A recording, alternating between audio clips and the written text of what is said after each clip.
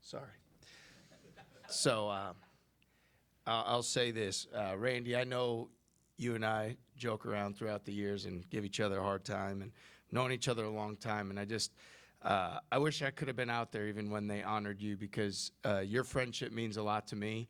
I know that we crack jokes back and forth, but I really respect the job that you do, the person that you are, and I'm thankful for our relationship. And honestly, to have it be the season that it's been and to go through that with you, I just want you to know that that means a lot to me and you mean a lot to me. So thanks for all you've done and continue to do for us. It's awesome, and I have a lot of respect for you.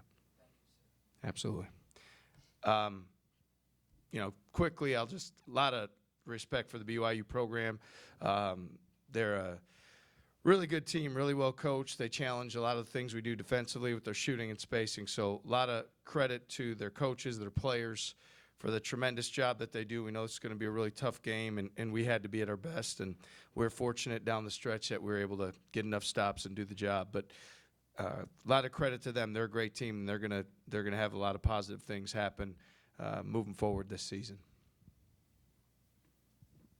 On that point, I mean, it seemed like through three halves that they were kind of your kryptonite defensively. What adjustments were you guys able to make to, I think they shot 23% after halftime?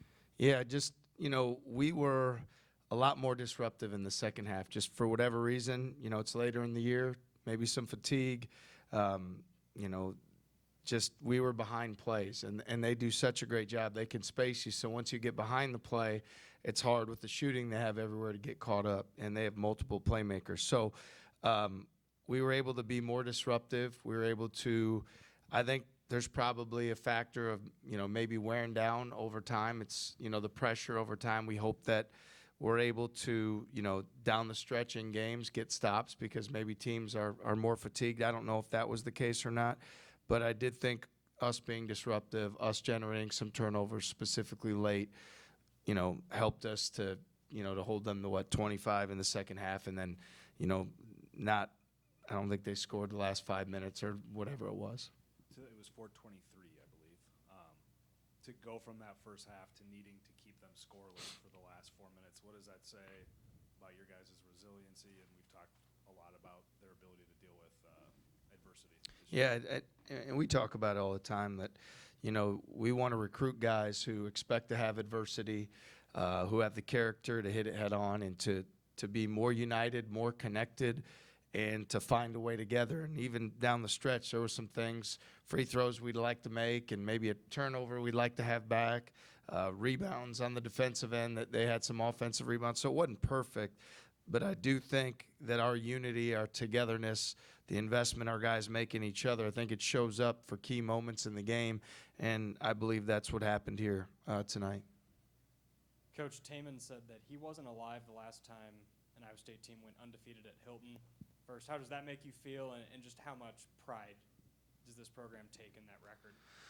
Yeah, it's really cool. I mean, for a guy especially like Taman, you think about all the amazing teams and coaches and players and that have come before us, and, the amount of gratitude and respect that he has and we have for all those guys. And that it's so difficult. I mean, we're beyond fortunate to have the fan base that we do and have the best home court in the country. I mean, today I felt like it hit a new high for, even some of the volume and how loud it was in there, and we needed it. We needed all of it. And but it's really cool. It's a credit to our guys to win 18, straight at home.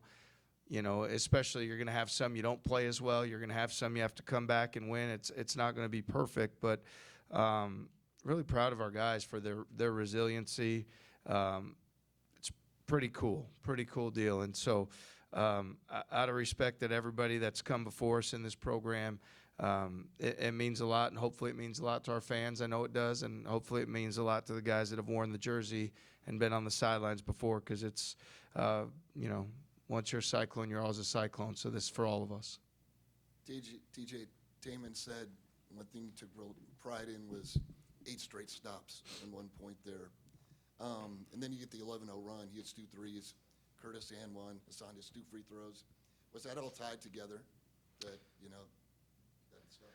Yeah, I know early in league play we went on the road to Oklahoma, and we lost. We were up out of the last media timeout, and since that moment, we've talked a lot about, for us to win close games late, we've got to have all our focus, effort, and energy on getting stops. And if we can, try to prevent our opponents from scoring, that the offense will come around for us in whatever manner. And to be on the road last game at Central Florida and hold them without scoring the last 5 minutes to take on that identity again tonight, I do think it all goes together, because you can just see the sense of pride that our guys have, that they want to get those stops. And then I think when you focus on the things that are most important, some of those other things tend to go your way too. You tend to be the more physical team. You tend to take care of the basketball better and everything. So proud of our guys for their mental focus in key moments, and I do think it all kind of ties together.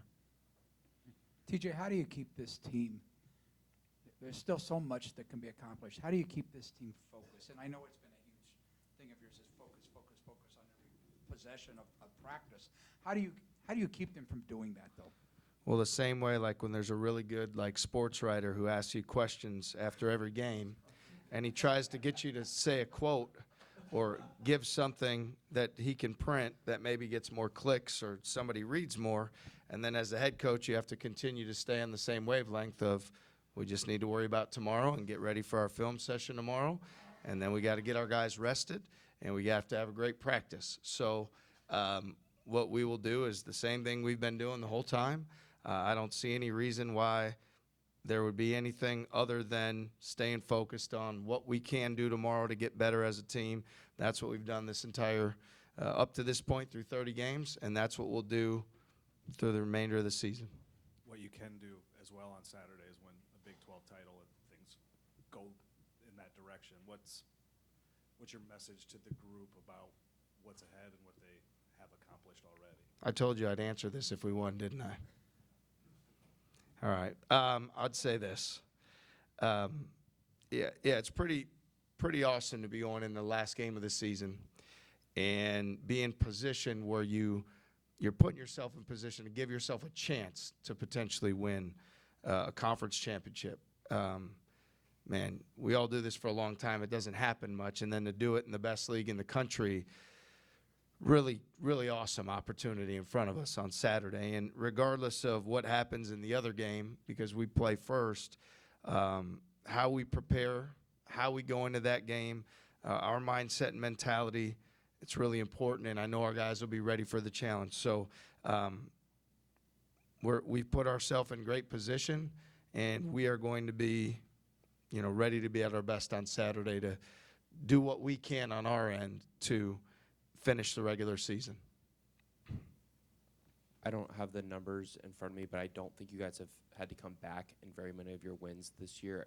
To be able to come back from a 14-point deficit at this time of the season, how much confidence does that give you that you guys are, able to do that heading into a final regular season game on the road, heading into the postseason where games are tight, tense moments, all those different things? Yeah, I'd prefer that we just keep ourselves out of that situation if I had a preference as we move forward. But I guess it is a credit to our guys that, we're not looking at the scoreboard. We're not feeling sorry for ourselves. We talked a lot about that they were the more physical team for sure the first half and probably a portion of that second half as well. So, again, it's a credit to our guys' ability to focus mentally on the next possession and not look at the scoreboard. I know there's been a lot of times this season where one way or another, you can look at the score and maybe give different effort or mental focus, and it speaks volumes to our guys' resiliency to keep focus on, let's just get the next stop. Let's just play the next possession, because there's no such thing as a 14-point shot or one thing that you can do to get it all back. So to keep chipping away at it, to keep the focus, credit to all of our guys, the leadership that they show, the togetherness, the resiliency. That's not easy to do, and really proud of them for staying the course. Thanks, everyone. Thank you.